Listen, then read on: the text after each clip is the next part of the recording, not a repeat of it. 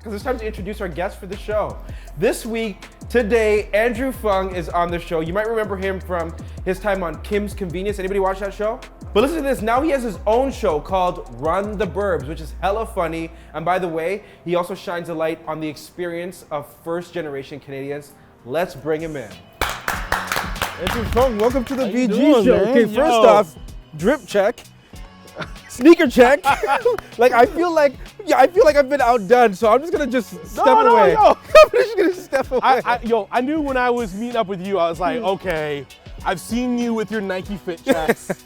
I've seen you with those balloons. Yeah. Every photo, you're like doing this thing, and I was like, okay, if I'm meeting with someone who's gonna bring the heat, I gotta bring the heat. Well, you brought the heat. You brought the heat, and we're so excited. Listen, I know so many people love you from the show Kim's Convenience. We're so excited to talk about your new show, Run the Burbs, right now on CBC. Welcome to the neighborhood. Yeah. But before we even get to that, I mean, I want to get to know you a little bit more. You know? Yeah. Because we're on the streets here in Toronto, but you're not from the 6. No, I'm not from. You're adopted home now. I even when I wanted to say the 6, I felt like it came out so awkward. I am not from the 6, numeric 6. I am from the 403 of Calgary. Your background is Vietnamese. Vietnamese. Okay, can we also clear up a lot of things? Because let me tell you something. One of my best friends is Vietnamese, and she had to clear it up for me because I was so embarrassed. Yeah.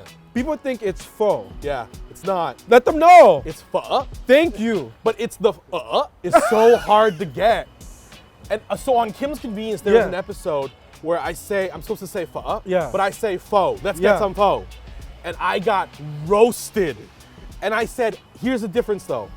I'm playing someone who, that's the joke. Right. He's saying it wrong. Yes. The joke is that he's saying it like all the people who say it wrong. Yeah. If I said it right, it wouldn't land. Yeah, it wouldn't land the same way. Woo! What the hell? That was interference. I would have made that shot. Dude, that's burrito juice. It's like mustard, ink, and spaghetti sauce all in one. You can't even see it. It's the only thing I can see. What was it like working on Kim's Convenience? Nothing but joy. I love every person on Kim's. It was like this special moment in time where we're like, we shouldn't be here. Are we making this? I do want to ask you this question because, you know, it's no secret there was a lot of stuff that came out after the show had ended, and there were a lot of actors on the show who were, they revealed some stuff that happened behind the scenes that they wanted to see more in terms of diversity behind the scenes. Yeah. Is that something you experienced, or do you have any thoughts on that? With my co-stars, everyone had a different point of view and perspective and journey. Yeah. And I have nothing but support for them. Yeah. And there were frustrations at times because we felt like on the front of the show, it was us. It was our faces. But behind the scenes, it wasn't our voices. Yeah. And so the really cool thing was, as all that happened, I'm making Run the Burbs. Yeah. So I get to, the greatest thing I can do is say, okay, let's change that. Right. So it started with, Raki Mazaria, who plays my wife on the show, my co-star, was a writer on the show. Staffing a diverse writer's room. It was bringing on cultural consultants. Yeah. It was bringing on directors of color who are amazing. They were amazing guests, but giving them prominent roles, but then also giving them roles where they could, they were included in the development and the style and the tone of the show. Okay. So what you're seeing is so collaborative. That's really it. Well, that's what I was gonna say. I don't think people know, but you got an EP credit on Run the Burbs. Yeah. My man's an EP, people. I wish I had some flowers to give you. I apologize. EP credit, but also not even in just name. I was on the floor every single day working on the show, making decisions, working with wardrobe, casting the directors, and it genuinely felt like between myself and my co-creator and our showrunner, we had the final say. One trip. We put in work.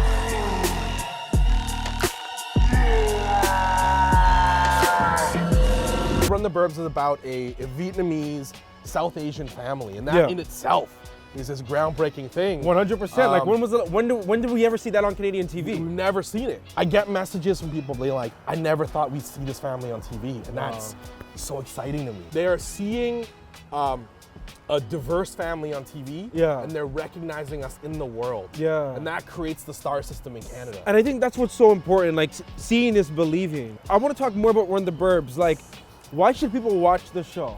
Oh, firstly, they should watch it. And if they haven't, are you just as funny or funnier?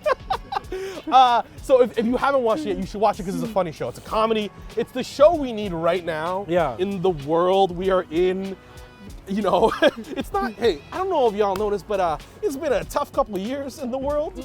And so, to say the least. To say the least. And so it is just a fun show where we just get to live our best life in the burbs. And did you grow up in the suburbs? 100%. Rexdale, then Brampton. Wait. Rexdale is a symbol? What? Is that the symbol for Rexdale? Yeah, if you were going to Rex, this is Rexdale. Don't do that. But if you're not from Rex, I don't know if you're allowed to do it. I'll be honest. I'm revoking that. I didn't want to. It was like, I have to give it back. The Burbs are portrayed on TV in a very plain and mundane way. Yeah. But you and I know there are Burbs where families of color are just living the life. Trust me. Right? Trust me. Listen, people like to dog on Brampton, but you go to Brampton, you're getting some real in there. You're getting driveway parties, big tents. You're getting big tents, you're getting weddings, you're getting people. Listen, people know. If you're from Brampton, you know. Talk about the basement jams. When we were growing up, we used to have basement jams. Like in high school, we used to go like, because there were no like clubs or anything or like that. Like there weren't that many that you could access. So everyone would have basement jams, and then you would be like busting on like what do you call it, the vents and everything. Where the Sean tube Paul, was big. Sean Paul's Get Busy. Not the go-to Sean Paul Get Busy. I just want to say, quit banging on the roof was what the father said. It's all good, girl, turn me on till I earn them on. Let's get it on. Stop banging on the damn furnace.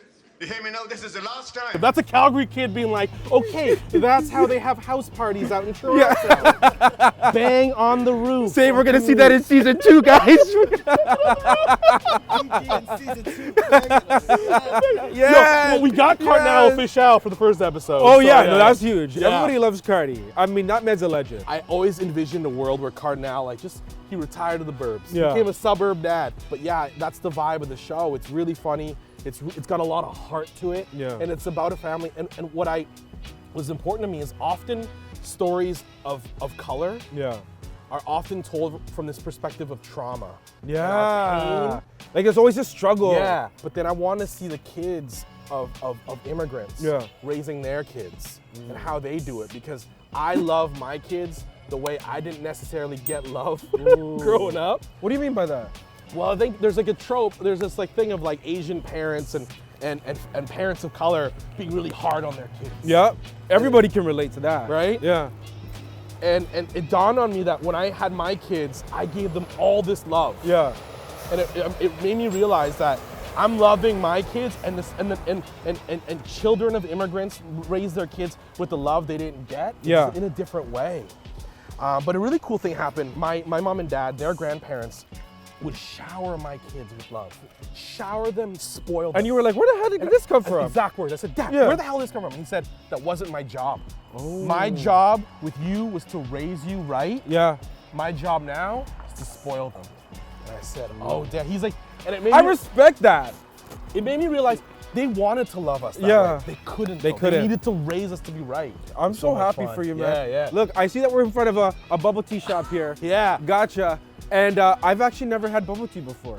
When we were writing the show, we had written a coffee shop, because every TV show needs a place. Yeah. Coffee shop, a bar. Where you get together, it's that one staple. Yeah. So we written this coffee shop, and I said one day, I was like, why is it a generic coffee shop? Yeah. And I said, it should be a bubble tea spot. And giving the cultural specificity filled the show with detail. I said, okay, who runs it? Okay, it's a second generation Chinese woman. Yeah. She inherited the business from her parents. She's reclaiming the culture, like all those things, right? All right, well, let's go give this a try. I'm excited. All right, so what should we get? I mean, that's you look. And you better give me the best one. Wow, they're all the best one. The really cool thing about, I find, bubble tea, boba, is that it comes down to like it's a journey. Yeah. It's an experience, right? It's like a party in the mouth. It is a party in the mouth. Everyone's banging on the roof, all right? So, I joke. I won't break your walls. And so what I love is like the thing that often I think is daunting to people is they come in and see this big menu. Well, the great thing is no matter what, it's gonna be good. All right, I'm gonna get your bubble tea on me.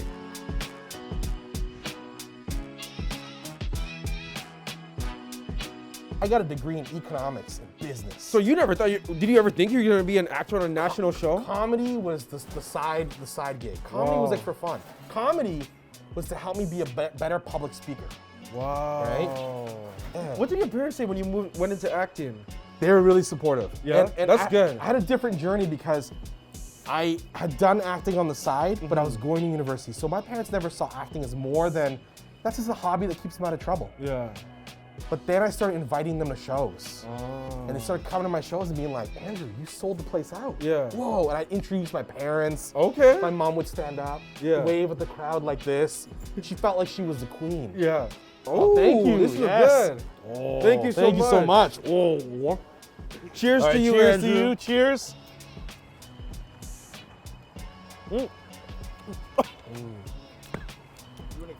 I wasn't expecting that. Oh, I wasn't expecting the balls to run through. Give him a heads up. I was like, whoa! All right, remind our viewers where they can watch Run the Burbs. You can watch Run the Burbs on CBC. It's also streaming for free on CBC Gem. You get CBC Gem for free. And honestly, best enjoyed with a bubble tea. Can't go wrong with that. Hey, Andrew, thanks so much for joining us on the BG Show. Thank you so You're much, a real man. one, my guy. Thank you so much, brother. Okay, Andrew was a vibe. We agree Andrew was a vibe? Yes, and like what a cool concept that speaks to so many people. Yeah, I like it. Hey guys, make sure to go watch the show. Again, it airs on CBC. Hey BG Squad, thanks so much for checking out our channel. And listen to this, we have more great content for you, like this video right here and this video right here. By the way, don't forget to subscribe to this channel right now and tap that notification bell.